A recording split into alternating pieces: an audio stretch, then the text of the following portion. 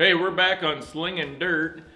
This week we have Chris Abelson, driver of the 1X Modified out of Sioux City, Iowa. Yeah, we got a segment with Songer Says about dating a race car driver. I'm not dating you, don't even go there. That's not happening. Also, we have Josh Blome from Artworks Graphics out of Sioux City, Iowa. We're going to see how well we can make Jack's car look. Yeah, and we also had Fan of the Week, so we Yep. going to be giving away a t-shirt. Let's see who wins that t-shirt, so stay tuned. It's week 2. That's right, we're back on Slingin Dirt TV.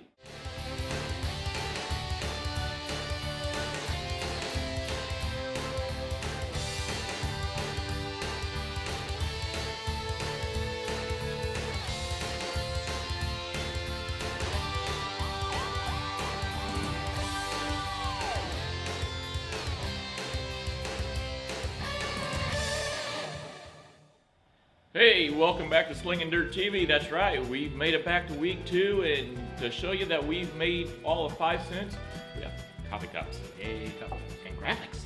And don't worry, if you see any misspelling of words on the show, that's fine. They're just spelling like how we talk, T-E-L-K, talk. So, I tell you what, we got a good show. We got Chris Abelson. Yeah. What else we got on the show? We've got Songer Says, we got Fan of the Week, we got Josh Blome coming up. So yeah, action-packed show. I tell you what, this is Jack Prall, JP3. I'm Buddy Ray. Welcome back. I tell you what, instead of telling you what Chris Abelson is talking about, the driver of the 1X Modified out of Sioux City, let's just get it going, and we're going to go right into Chris's shop. So, we got the one and only Mr. Excitement, the driver of the 1X Razor IMCA Modified. We have the one and only Chris Abelson. You've got one gorgeous shop up here. This is a beautiful shop. Yeah, I mean, this is like sitting for dirt track racing. This is the Hendrix operation right here. Thank you. I could get lost in here for hours going, what kind of speed secrets could I pick up in here? God knows I need them. I want to get right to it. Last year, a lot of people were talking, Eagle Raceway, you've been a staple there for many, many years. You've been a staple around eastern Nebraska, but with Eagle Raceway, you weren't running there. I told people, I don't think it had anything to do with the competition. You just want to run for national points.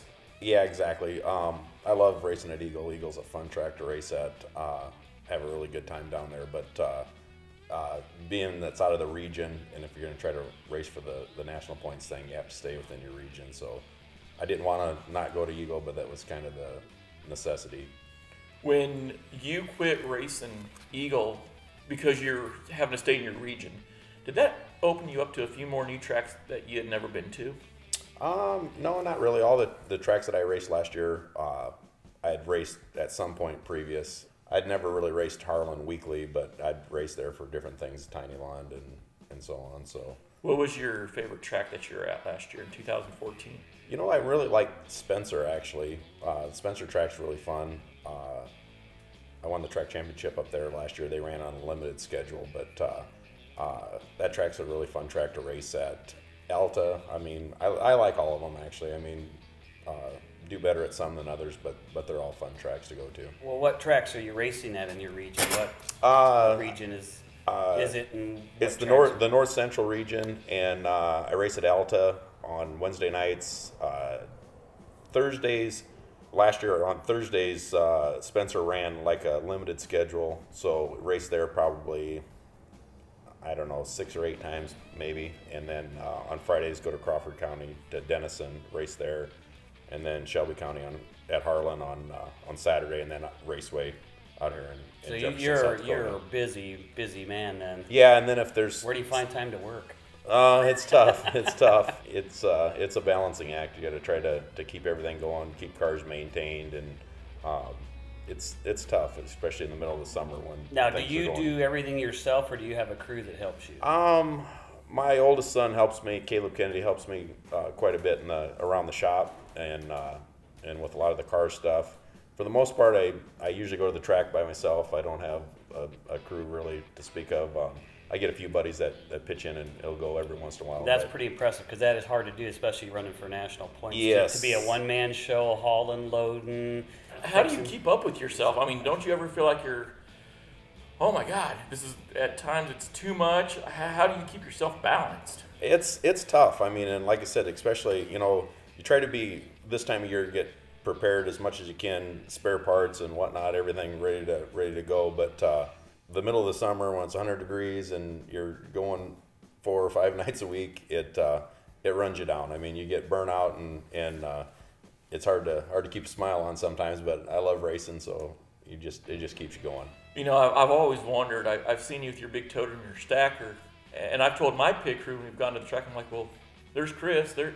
And we got to talking. How many miles do you think you logged going up and down the road in the summertime racing? You know, I don't know. I mean, we're pretty fortunate here in the Midwest because we have a lot of racetracks that we can race at that are fairly close.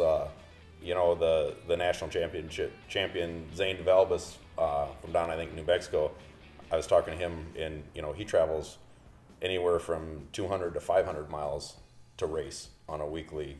On a weekly show. On weekly stuff. So, I mean, we don't realize here in the Midwest how good we actually have it to have racetracks as close I as guess we so, do. because I complain because I have to travel 30, 40 miles, you know. Yeah. There's a lot of guys, like I said, out west especially, that travel a lot. And we don't get further home than we do. till midnight, 1 o'clock in the morning, so you must be getting home at, God knows what hours. Yeah. Well, I know when we were racing Clark County Speedway there in Osceola, we were talking, man, this is 120 some mile jaunt for us, and I mean, you're getting ready to go here in the next week and a half. You're getting ready to go to Beatrice Spring Nationals, and Correct. that is not exactly a stone's throw from your shop here. No, it's about a 3.5 hour drive from here. So. Right. But you know, on some of those weekly shows, you still got to have a 2.5 hour drive. I would imagine. You know, Alta's actually just over an hour, so it's not really too bad. Spencer's a couple hours up there. When I go to Denison on Friday, I just stay overnight in Denison, and then it's just 25 miles. Ask that. Yeah, Do you 25 miles toter down haul, to or Harlan. do you just camp out overnight and then head for the next track in the morning? Cause Yeah, that's the way to do it. and that comes in handy with having a big truck and a place to stay that way.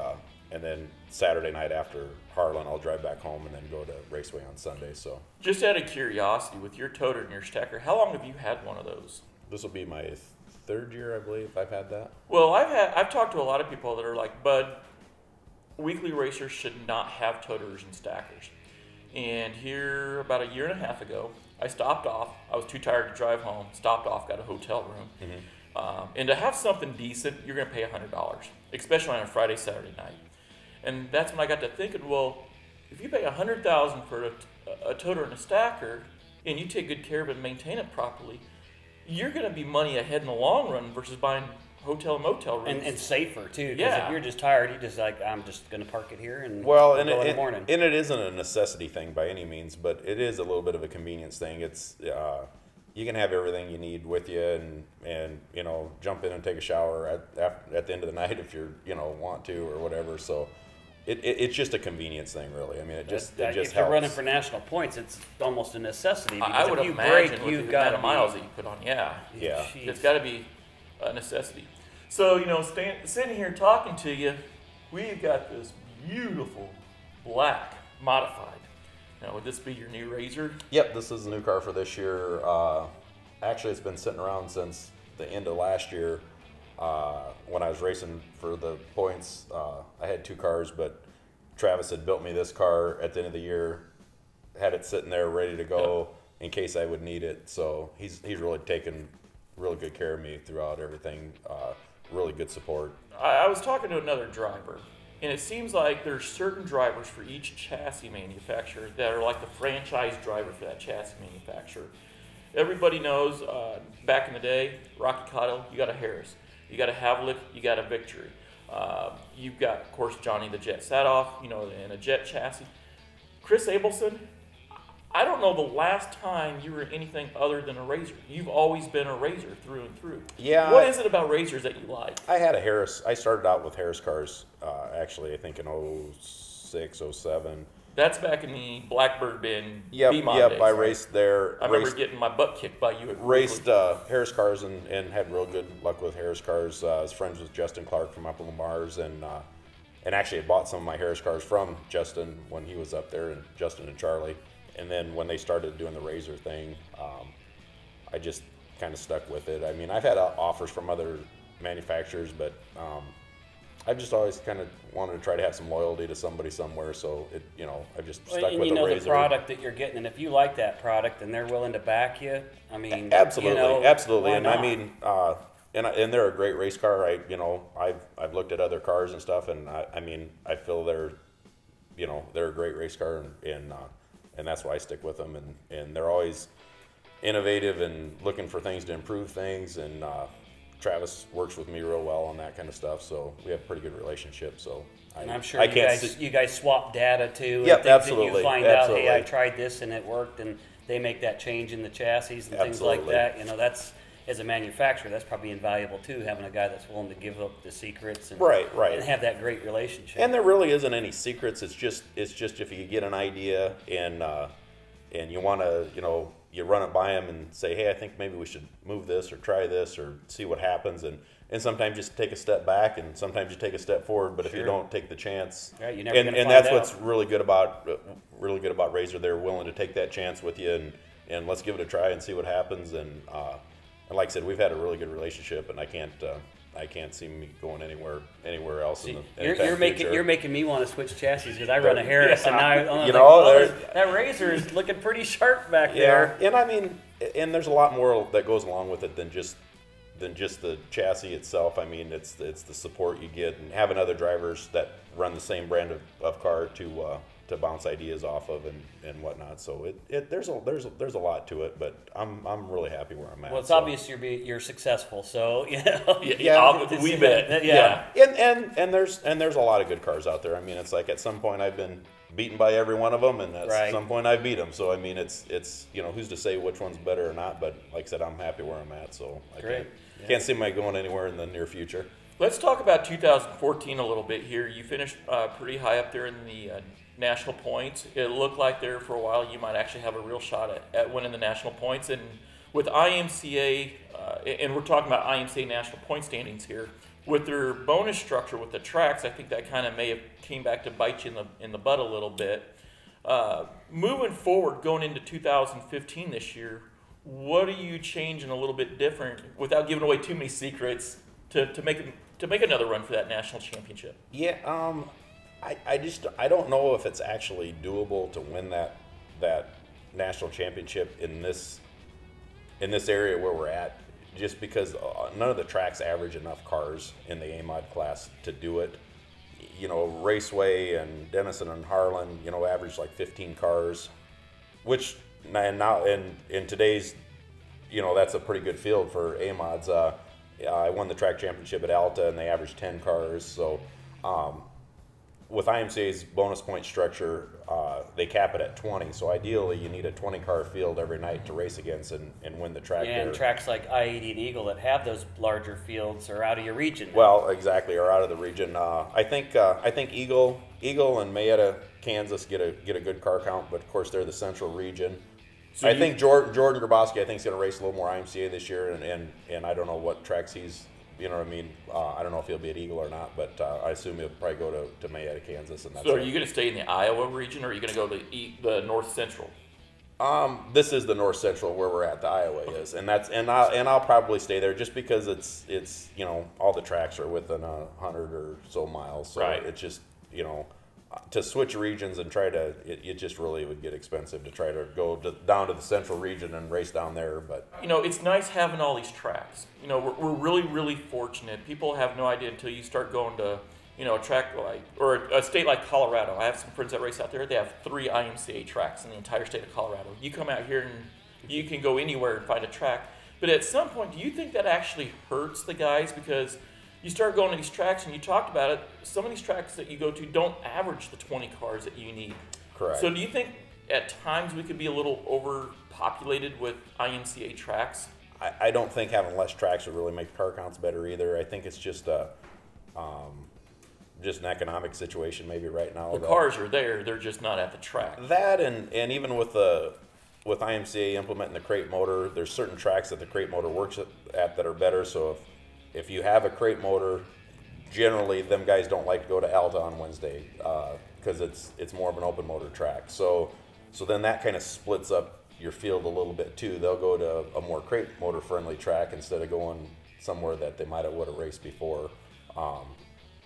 and we have some few things in the works with that, trying to get that better at Alta. But that in itself has kind of split the class up a little bit too. And so, like I said, a lot of guys will only go to tracks that are more crate motor friendly. Now you mentioned the word crate. Yeah, we're we're gonna go there. Chomping at the bit. Are you?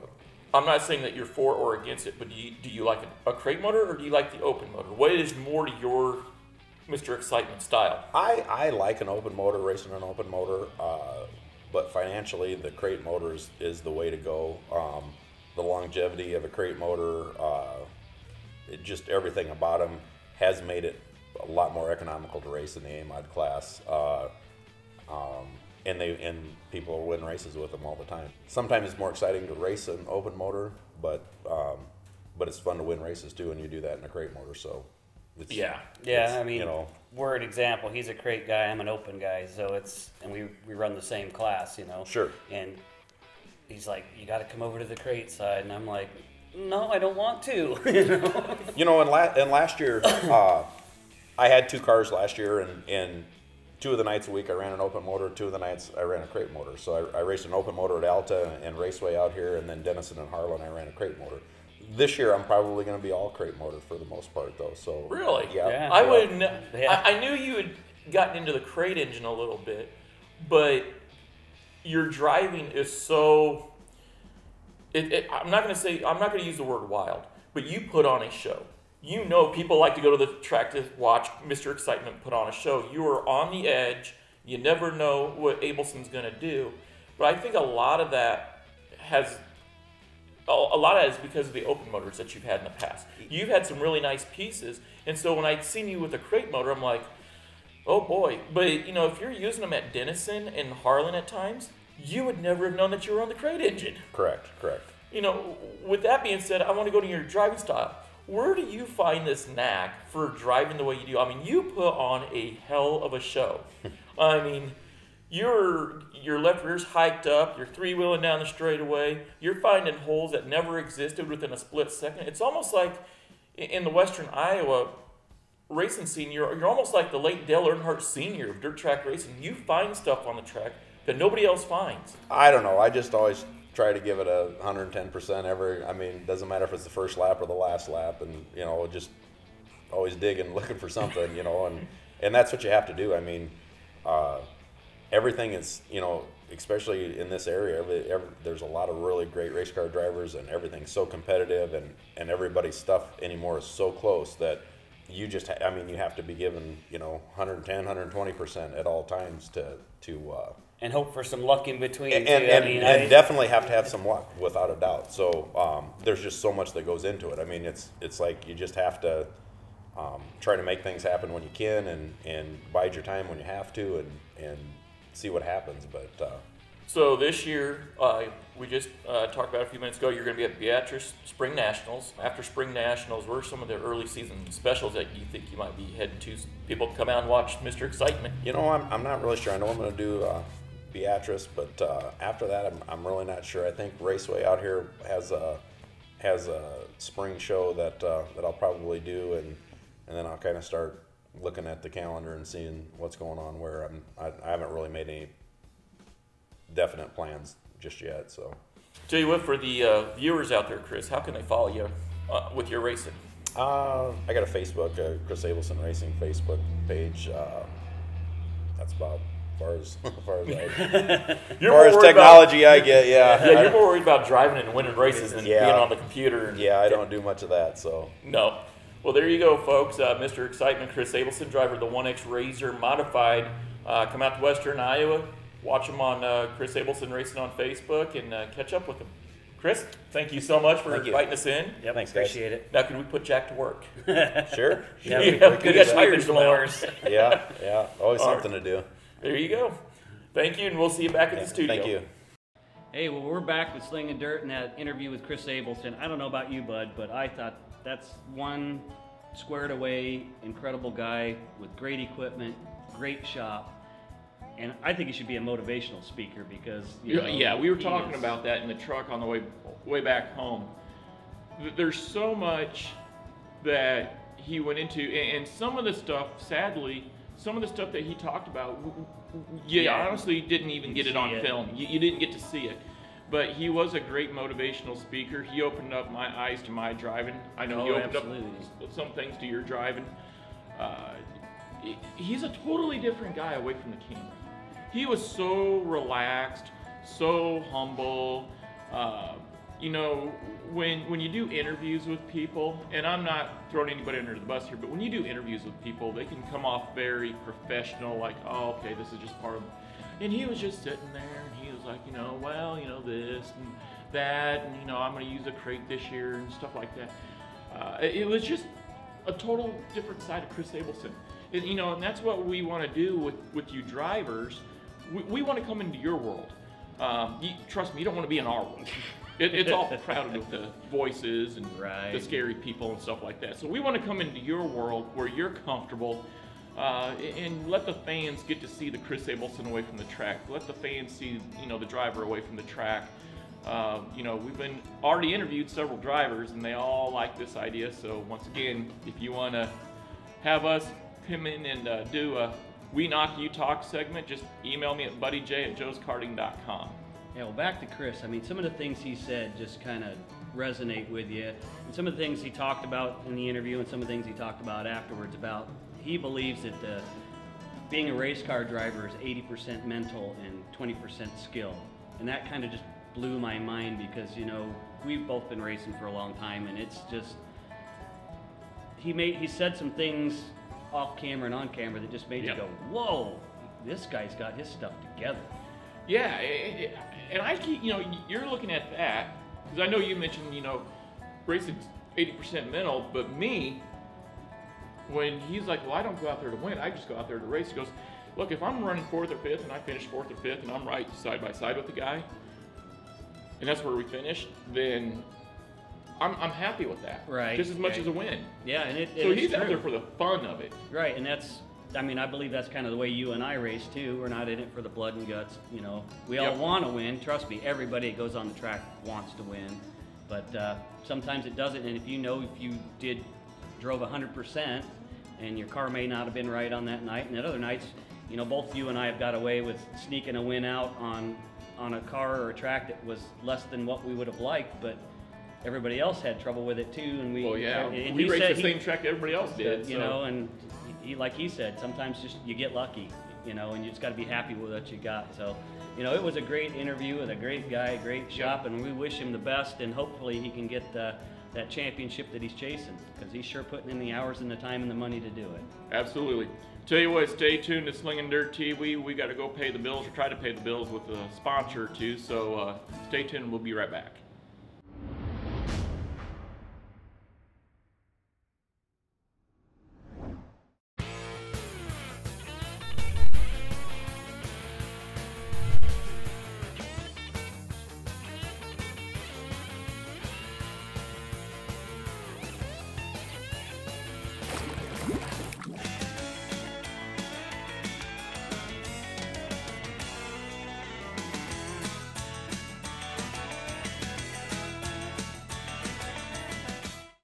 Would you like to see your ad right here on Slingin Dirt TV?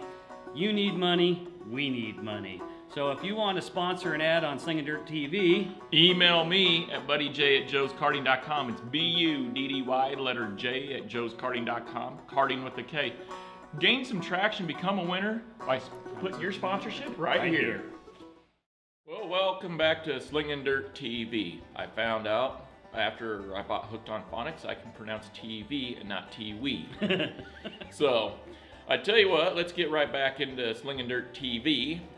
And we have got an interesting segment. We talked about it in the very first show, Songer Says. Now, for those of you that don't know Songer, this is like a redneck hillbilly that took to a hobby stock and was doing all kinds of illicit things. So, his idol in life is Todd Cooney. the Coonster. The Coonster. So, you know, I'm going to warn you that what Songer says may or may not reflect the views of this TV show. You're right. Their viewer discretion is advised. There might be a little bit heavier language, but you know, this is In all seriousness, this is an opinionated segment. Yes, it is, and it could be about just about anything, but we've had Songer, because he is a kind of a Facebook legend when it comes to his Songer posts, and now we have him on the show for Songer Says, so he's curtailed him to the dirt track life because he is one of us. He's a driver, owner, and so he goes through some of the same frustrations that all of us go through. He's just pretty good at putting perspective on it. Let's call it perspective. Yeah. Now, to be fair to Songer, he wanted to be on the show. We wanted him on the show. But to be fair to Songer, we did call the West Des Moines Mental Health Center, and we made sure that Songer was up to date on his shots and current on his medication. Yep, he's cleared to he's cleared to speak, but he sure as hell ain't on the show. He's not here. So, anyways, the Reverend Songer, as Songer says. Alright, so today we're going to talk about, so you want to date or marry a race car driver. Are you people crazy? Do you know what you're in for? I know February's the month of love, and you know, Nathan Wood's getting engaged, or might have got married, I can't remember which. Shannon Anderson got engaged, Austin Llewellyn got engaged, Ken Tights got engaged, Eric Stanton got engaged, and I'm just thinking, you know, you women are one of a kind. But first we're going to talk about the other kinds of women. You got three kinds of women at the racetrack. You got racer chasers, you got drama causers, and you got the ones you want to keep. Obviously, the guys I mentioned earlier found the ones you want to keep, and we'll go back to what they're in for here in a little bit. But first off, you got the racer chasers. They're the girls who's with a different race car driver every freaking week. They got one, he wins this week and then loses next, they got a new man, new race car driver, or a new class, or what have you. And they go through race car drivers like freaking Cooney goes through donuts. So them are the ones you don't want. You don't want a racer chaser because everybody, it's kind of like a used car. Everybody's drove it and nobody wanted to keep it. That's why it's for sale. So then you got the drama causers. Racing's got a lot of drama in it, but I have noticed that 90% of the drama is caused by wives or girlfriends. They're mad at the other driver because they think in their great racing knowledge that their man got bumped by that guy, and they want to argue and scream and yell and blah blah blah, and half the time the guy they think bumped them ain't even on the damn track. I mean, or you know, they're pissed off because this guy got that and their man didn't get this, or this guy got sponsored by this guy and their man didn't get this. Drama. We don't need it. Race car drivers cause enough drama by themselves. They don't need no drama causing woman around the racetrack. So they can just freaking go jump in a lake, or hell, go chase some rodeo stars. Be a rodeo drama queen. I don't care. Whatever you want to do. Whatever's another cup of tea. But get the hell out of racing because you're a pain in my ass. So the ones you keep are obviously the ones that Shannon Anderson, Eric Stanton, all the guys I mentioned before that they've found. Them women can put up with it. So what do you put up with? Well, you know them family functions you used to go to every year? You have prayed to God you had a man, or what? That shit ain't happening if it's in the summer. Ain't gonna happen. Ain't no way. It's over. You know when you used to have a guy take you out on a Friday night to a romantic dinner? Better get it in the winter, because come summer, you ain't getting no romantic dinner. Perfume. I don't know if your perfume price is gonna go up or down, but unless you're rubbing a little Cam 2 on your neck once in a while, your sex life's gonna dwindle. There ain't no perfume like Cam 2 to get a race car driver aroused. Remember when you used to have money all the time? That's over too, because every dime we got's going into that race car, guaranteed. Unless you found some new guy that nobody knows nothing about, your money's gone. Second off, spare time or coming home, or it takes a lot to put these cars on the track. You know, if you think we're gonna be home every night, or we're gonna do this, or you know, lovey-dovey on a Sunday afternoon, it's not happening. We're working on the race car. Family vacations are... Alright, so today we're gonna talk about, so you want to date or marry a race car driver. Are you people crazy? Do you know what you're in for? I know February's the month of love, And you know, Nathan Woods getting engaged or might have got married, I can't remember which. Shannon Anderson got engaged, Dawson Llewellyn got engaged. It'd be a good night. But if the car don't work so well, and you got some freaking Liz Claiborne or something on, they might go stay in a motel because that stuff ain't working good. So the best advice I can give you ladies is a little Cam 2 and pray for a good night. Hey, that's right. It's time for Fan of the Week. Oh, I can't wait for this. So, what shirt? Oh, it's a hoodie. I tell you what, great time of the year to be, you know, getting those hoodies. Here on the Fan of the Week on Slingin Dirt TV. That's right, I'm still learning with my Hooked on Phonics. On Slingin Dirt TV, Fan of the Week, you can email me at buddyj, B-U-D-D-Y, letter J at joeskarting.com, karting with a K. You can email us a question. I need a headshot. I want to know where you're from, what tracks you like to race. Jack and I both do. We want you to ask us, as drivers, a question that we can discuss. It can be anything, just nothing negative here on the show. If we use your question, we will actually award you a driver's t-shirt, a hoodie. In those t-shirts or hoodies might be a few free races to Joe's Karting. There Could be some tickets to the track. Could be tickets to ID or Eagle, or you know, it just depends on what we can get. I mean, we are moving up. We got coffee cups now, so eventually we're going to be getting some tickets and stuff like that. But I tell you what, enough with that. Let's get into the Fan of the Week. The fan of this week is Dalton Koch out of Council Bluffs, Iowa. He's 10 years old, and his favorite track is ID Speedway. He's got 3 questions, and I think these are good questions. Yeah, I thought they were really good For questions. a 10-year-old. To beat out all the adults with an intelligent question, hey, I'm all for it. Yeah, but that kind of scares me. I mean, is that kind of a sad state of affairs for this sport? When a 10-year-old's beating out a 50-year-old that's been around the sport for, well, how long have you been around? 30 years? 50? 50 plus. 50 plus. So, by the way, when's Geriatrics of America going to start sponsoring you? I don't know, but I got my AARP card. AARP card. So, all right, Dalton's first question. Which track is the hardest and which track is the easiest for you to race on? Well, I can kind of answer that for you. Yeah. The easiest track for you to race on is the one with the fewest cars. Yeah, that's probably right, because that means I'm the winner. But in all sincerity on here, my favorite track obviously is Eagle. You guys hear me talk about Eagle all the time. It was the track I started on. I learned. That track has exploded, and it actually has turned into one of the hardest tracks to race on because of the car counts. You know, kind of alluding to what you're talking to. It's just, when you have field 50, 60 cars just in the sport mods for 20 spots, and you only got 6-8 laps to get her done in a heat race, it can be... You got to get on the wheel. You got to get her done, and if you don't, you usually end up in a heap somewhere. So I would say that's my hardest. What's yours? You know, I've driven a lot of tracks in the 20 years I've been doing this. It's kind of a two-sided question, because we have big tracks, we have little tracks. Right.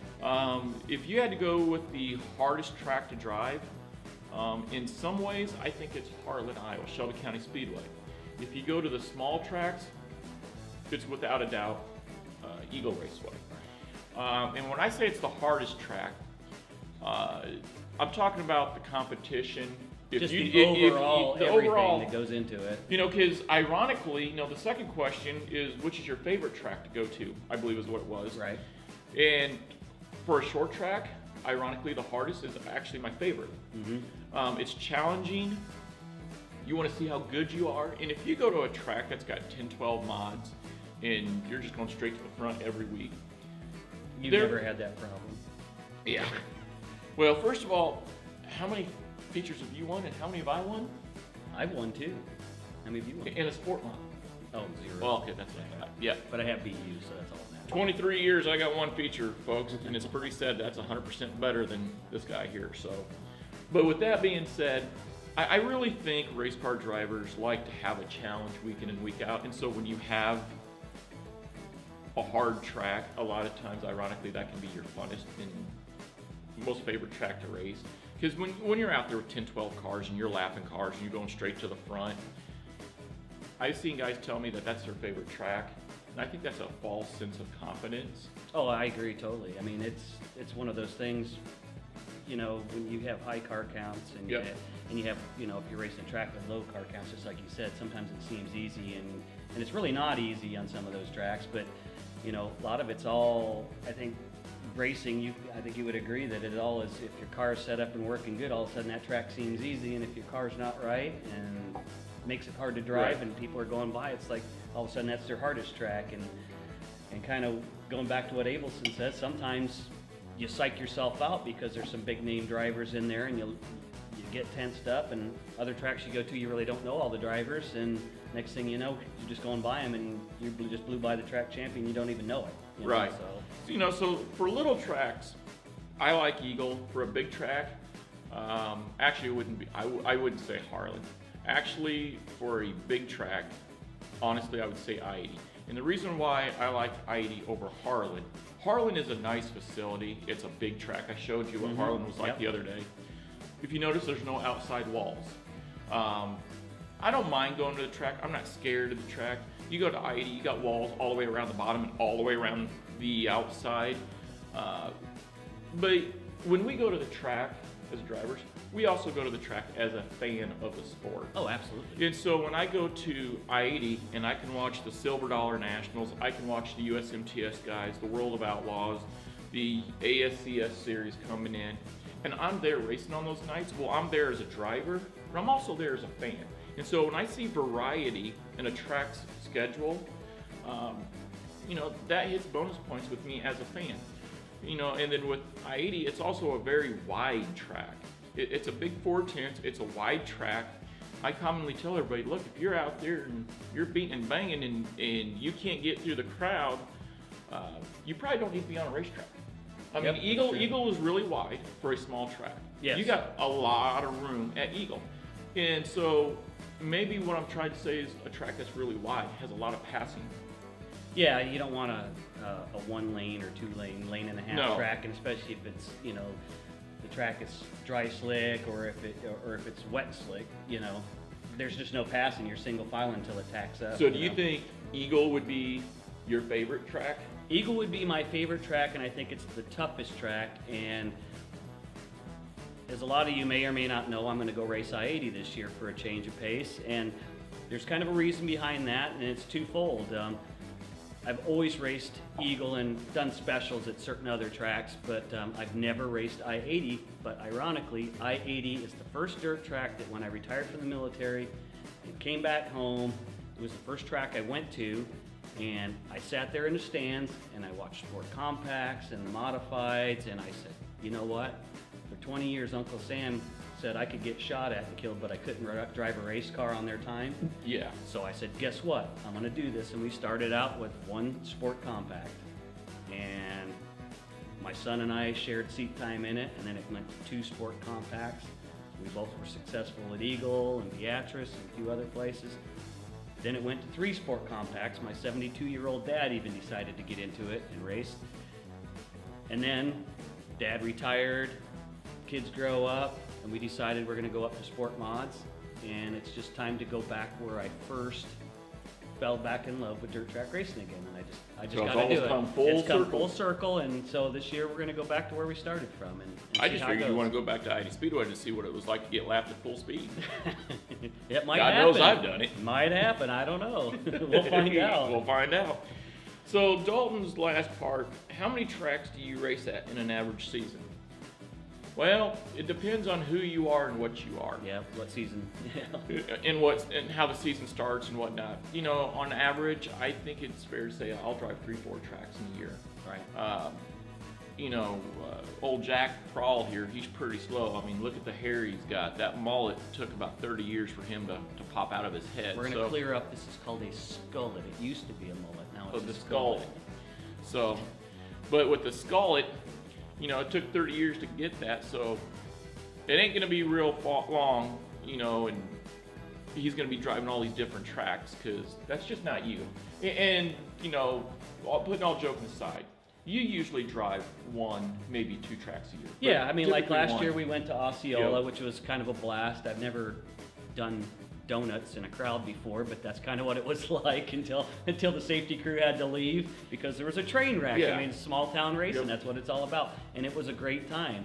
And then, you know, we'll run Beatrice, you know, this year we're gonna go run I-80, maybe even go to Harlan or Corning if we get a wild hair and, you know, see what happens. We never know, it just depends what life brings us and, you know, what your schedule is. And You know, this year, I was talking about it in this winter time with you about running tracks, and you had actually told me, well, why don't you get away from points racing altogether and just drive around and see different tracks? Right.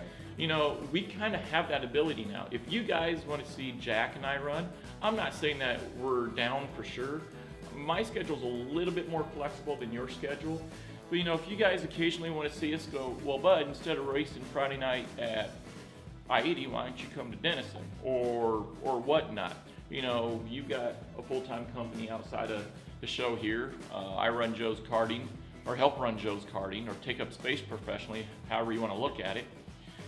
You know, but regardless, we wouldn't mind coming to other tracks. You know, we can meet the different drivers, the different classes, the different promoters, stuff like that. But, you know, back to Dalton's question, I'll run 3-4 tracks a year. I know you're usually down for one. It's been Eagle the last few years. yeah, like I say, But you don't really run, you run good, you're competitive, but even you at times have told me, oh, I'm not going to go out there and spend all that money like you do, but, you know, driving around and... Well, and that's just one of those things, just funding and, you know, sponsorship. You know how it is. It's just depends what the season's going. Yeah, I could use sponsors, so, you know, if you want to throw some money my way. I had to bring my own coffee cup. He got, you know, a nice one from the studio here, but I had to bring my own, so if that tells you anything. But anyways, Alright. so we got this young man, and we answered his questions, and he gets a nice hoodie. He gets a nice hoodie. I don't even have hoodies this nice. No, I don't either. Well, I don't have them yet either, so. We have a Shane DeMay hoodie. Here's the front. Here's the back. And I'm going to guess that a kid 10 years of age could find a large stick in the backyard, stick it in the hoodie, and make his own little tent right here, because this is a 2XL.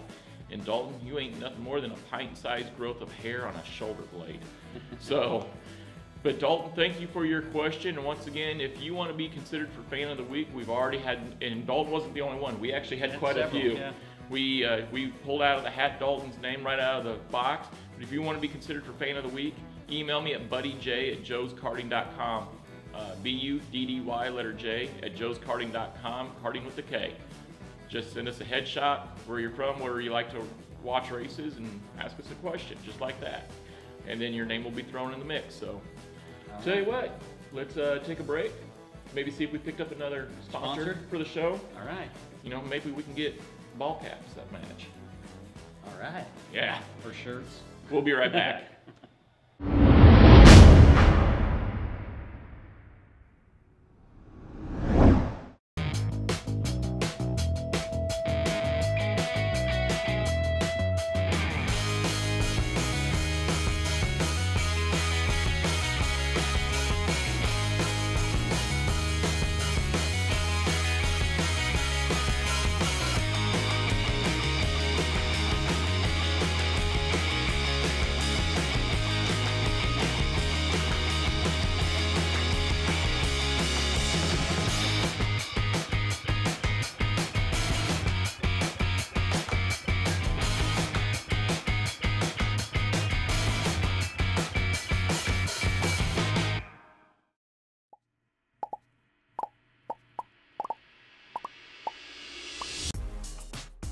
We enhance your Facebook page with creative, engaging content.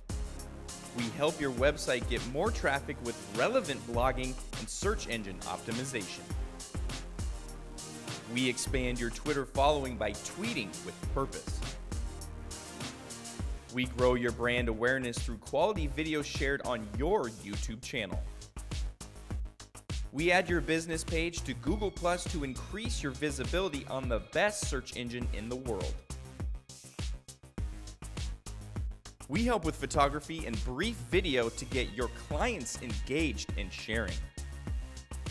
We pin content that is relevant to your business and gets people to your website. we guarantee to increase likes and traffic within your Facebook page. You can contact us through Facebook, Twitter, or email. Go to www.facebook.com/scienceofstory. Find us at www.twitter.com/creativeelement. Or email us at info@creativeelement.com. For our traditional viewers, you can reach us at 402-557-5894. We are Creative Element. Hey, welcome back to Slingin Dirt TV. Coming up in our next segment, we are going to go wrap some race cars, which is probably the most exciting part, wouldn't you say, of the preseason, is when you get your car all purdied up and you get to see what it finally looks like.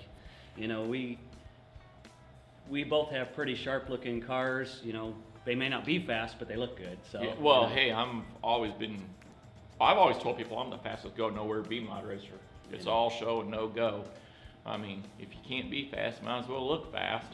Right. So, yeah. Well, we are going to go to Josh Blome's shop at Artworks Graphics, and he's going to show us how to wrap a race car and the do's and don'ts, which I found out a lot of don'ts.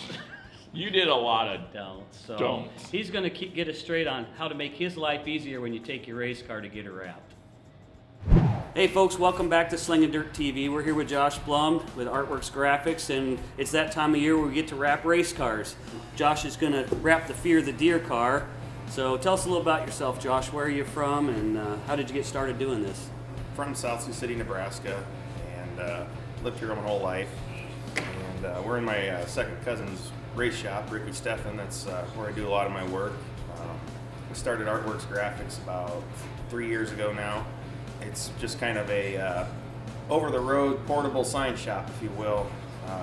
We do a lot of on-site wrapping, and once in a while cars like this come to our place. Tell us, when you wrap a car, how do you like the car to come in? Because I know you already yelled at me once today because it was dirty, you know. We prefer cars to come in cleaned up. Any surface that's getting decals put on them should be cleaned off. All your plastic should be peeled off. If you leave the plastic on the car until the day of, that just leaves a film underneath that has to be cleaned off. So that plastic, when you peel it off, there's a film that you still have to clean off. There's a release agent, yeah, it's got to be cleaned off. So you're better off peeling that off before you get here and cleaning the car totally. What else is there, should we not do or do? Do you know, rivets, hood pins, things like that, leave all that stuff on there? Is there anything that... Rivets are fine. The whole car should be, the body should be secured the way it's going to be for race day. Scuff plates around hood pins, keep them off or keep them on. We work around them all. Hood pins always on the car, that way I can secure panels how I need to be when I wrap a car. So when you wrap it, you're wrapping it with the hood and everything intact. You're not setting it on a workbench or anything. So you want the whole car intact, secure, just like if you were going to go to a race, and then you'll take off whatever you need to take off. Yep, that way your panels are lined up and your wrap will stay lined up where it needs to be once the car is completely assembled. You know, if they want to get a car wrapped, how long does it take? Usually a car wrap from start to finish is about 10 to 15 hours into each car, from concept, design, sponsor layout, production, and then finally wrapping the car. There's probably more time put into the actual artwork than there is in the actual wrapping of the car. Oh, absolutely, yeah. And how can people get a hold of you if they're interested in having you wrap their car? How do they get a hold of you? Facebook, we have a page on Facebook. Artworks Graphics is on Facebook, and our email address is the easiest way. Since Artworks Graphics is a kind of a moonlighting gig, it's at night and weekends. Our email address is artworksdesigns25@gmail.com, and that way we've got everything kind of written down, if you will, in front of us, easy to get a hold of. And so let's let you get busy. Sounds good.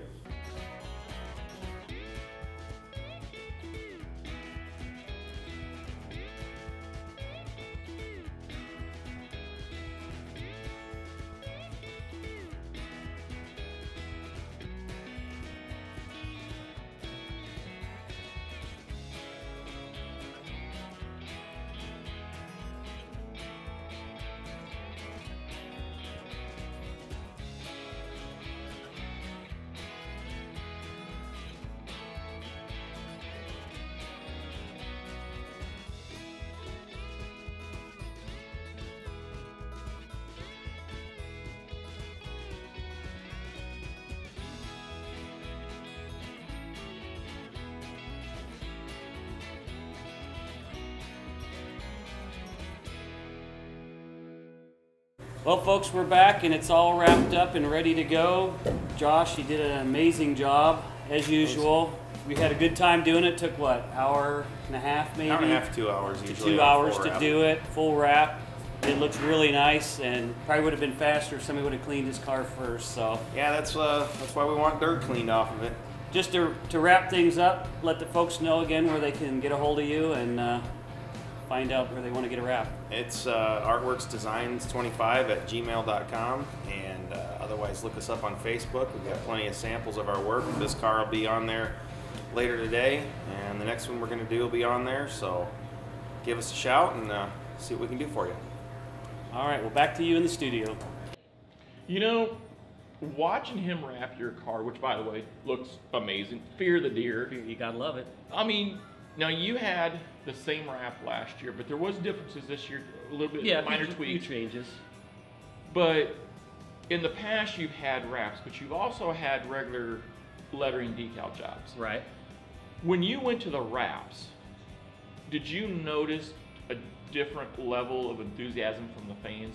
Was there, and I'm not saying that decal jobs or normal old school lettering jobs are bad, because they're not. I've seen some really nice cars, but does it seem like the fans are kind of almost like, oh, there's a wrap? Well, and I'm gonna say right out with a wrap, the first thing it excites is you. It kind of puts passion back in your soul before the season starts.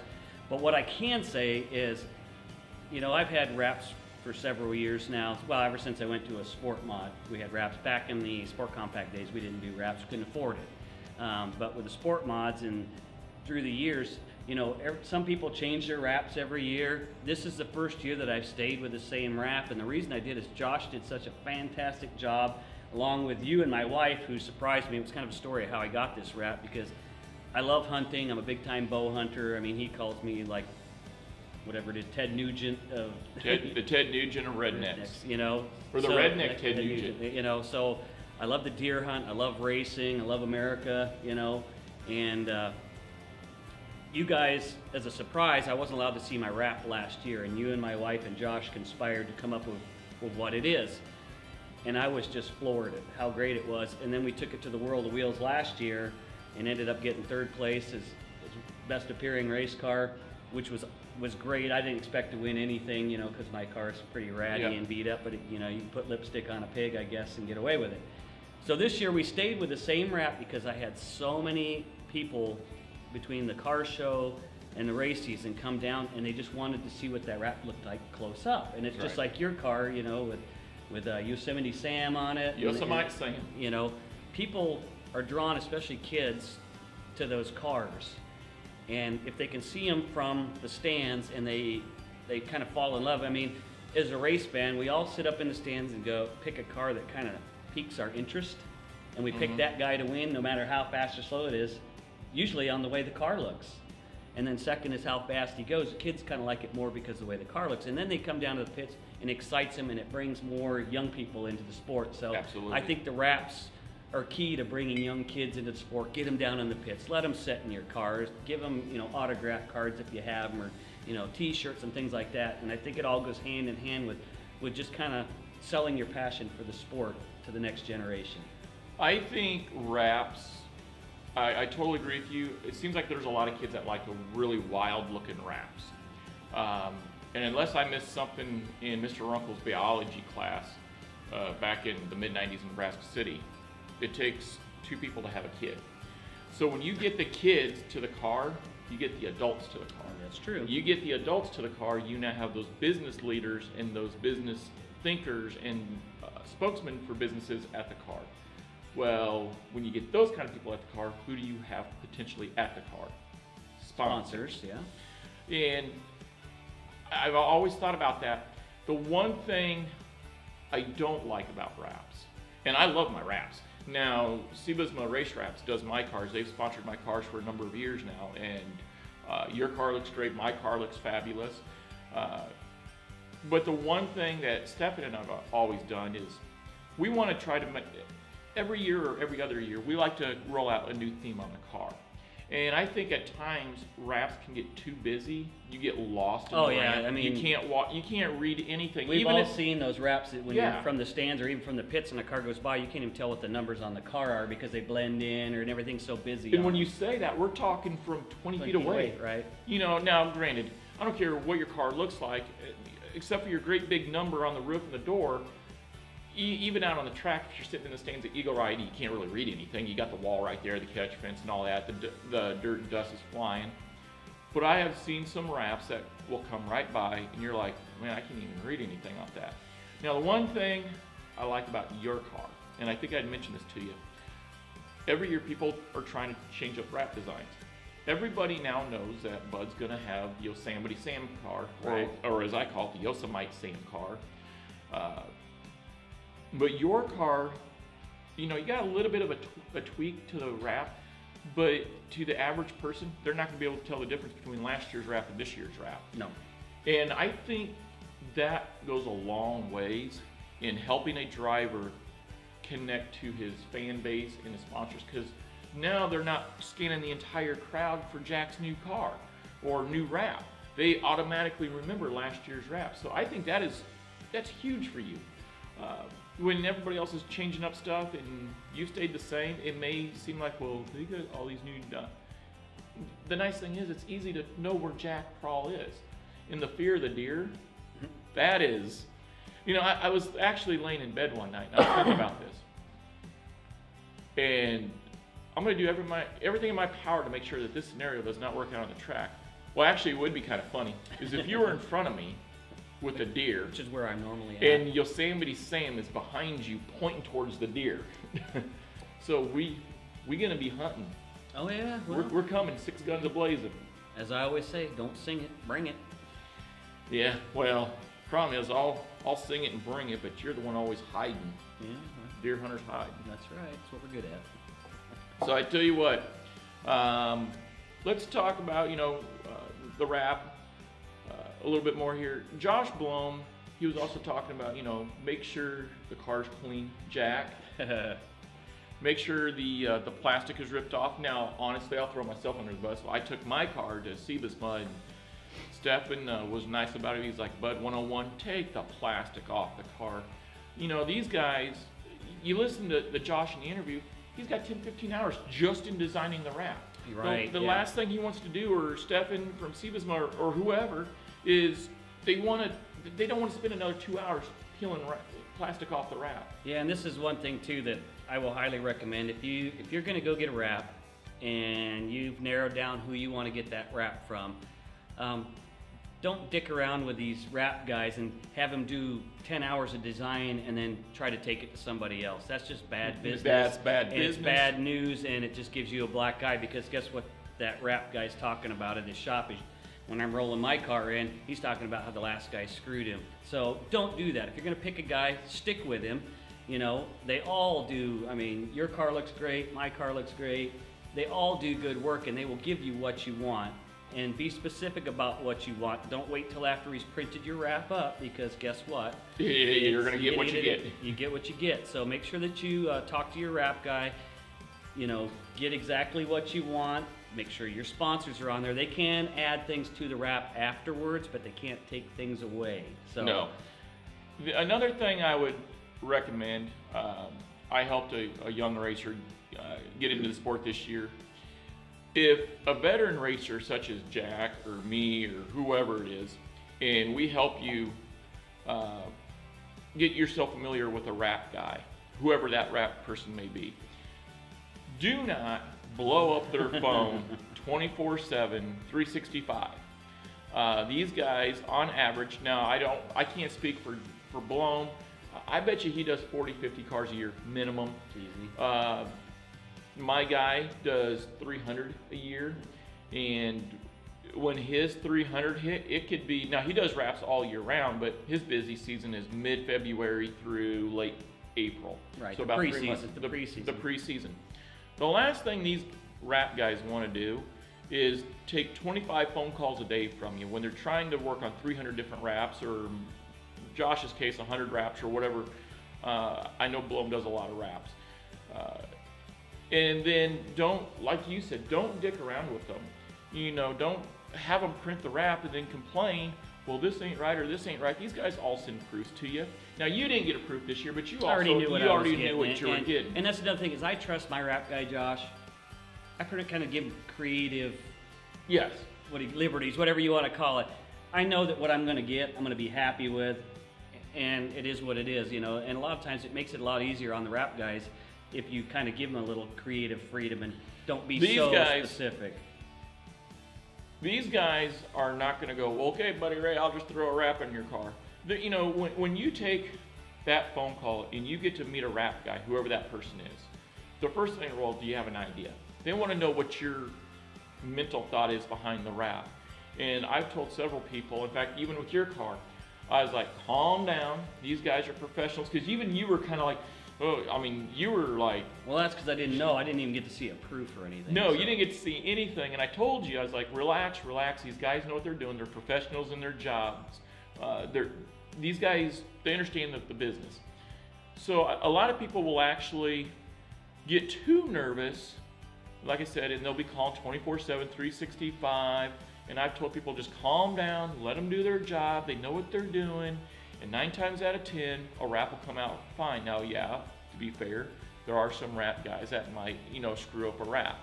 You know, but I haven't met a wrap guy that screwed up a wrap that didn't make it right by you. Well, and not only that, I mean, if you go to the racetrack and you're going to get your car wrapped, you see, you know, like you got Siebesman on yours, I got Artworks Graphics on mine. If you like what you see, 98% of the time, their phone number and web address is right on there. So if you want a wrap from that guy, another thing is if you're going to get your car wrapped, start talking to these guys like before Christmas so that they can have time to, that's a good point, because have time to design them.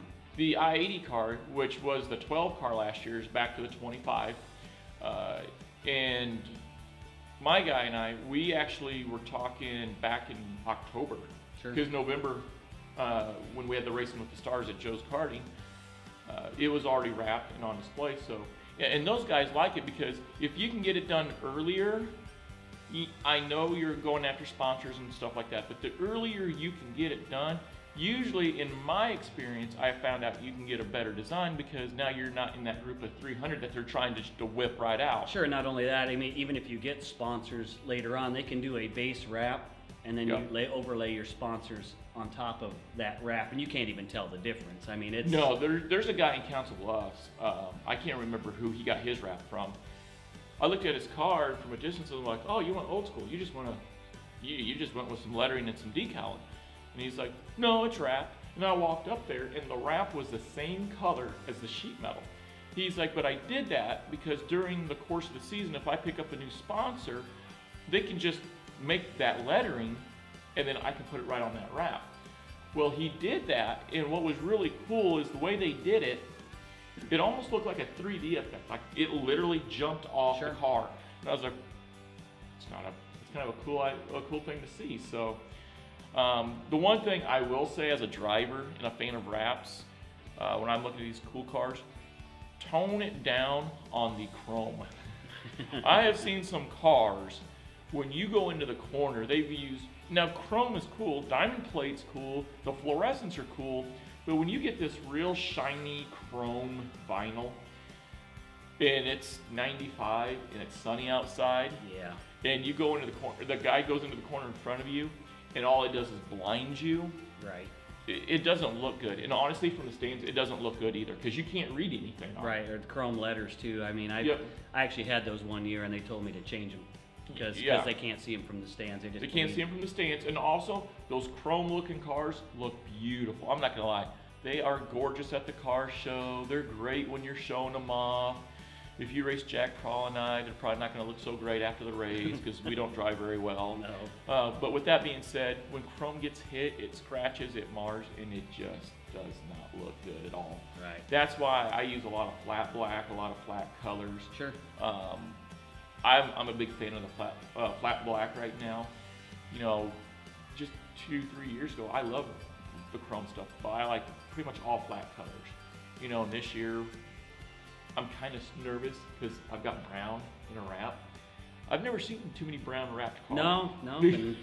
You know, you never know what it's going to look like when it gets dirty either. So. Yep, I do like fluorescence. Now you're like on your car. What I like about your fluorescent, you have these big fluorescent numbers. You can read the back of the car real easy. And so when I'm your competitor, and we do have those nights where it's a dust bowl of a track, those fluorescent numbers will stick out. Right. Although when it's a dust bowl of a track, and I got a flat black and a brown wrapped car. Yeah, well, that's. I'm going to disappear into the clouds. And my car's white, so when it gets dusty, it is hard to see. But with bright orange fluorescent numbers, hopefully people can pick it out. So it is kind of a safety thing too. But you don't realize it when you're wrapping your car. You're just going for the, oh my God, that looks gorgeous, and factor, and people go, wow, you know. That's what you're looking for. You don't really think about your competitors, but you may want to, you know, at least on your back filler panels or something, put something that kind of, especially when it's dust bowl out, that people can pick out that's bright enough to see, you know. Yep. So I tell you what, can't wait to see those cars. Right before we end the show here, a few things we want to get into. Congratulations, you're a grandpa of JP5. Yep, Jack Prall the Fifth has been brought into the world. The next guy to suit up in a Prall Boys Racing fire suit, hopefully here in a few years. So. Well, now Grandpa, his race car number was what number? 43. You were 44. Right. My son's is 45. So does this mean this one's going to be 46? He could be 46, or it's up to him. He may want to take his grandpa's number, or he might want to take his great-grandpa's number. So depends if I'm still racing when he is. So it's up to him. He could do his own thing, but you know, hopefully he's got that Minton Jack Prall the Fifth. It's kind of a tradition, so hopefully he'll pick one of the traditional numbers. But who knows? It's up to him. Well, congratulations. Well, thank you. So. All right. Well, that's it for Slingin Dirt TV. Tell you what, that hooked on phonics is doing wonders for me. So I tell you what, come back next week for Slingin Dirt TV. Can't tell you who we got. It's a surprise. You'll have to tune back in. Top secret stuff here. Top secret stuff here. We might even get 2 more graphics for next week. Maybe some multicolored. Maybe I'll get a real coffee cup, you know. So. Yeah. I mean, look at that. There's nothing in there. I'm that cheap. Yeah. We ain't made that much money yet. So come back and see us next week. Slingin Dirt TV.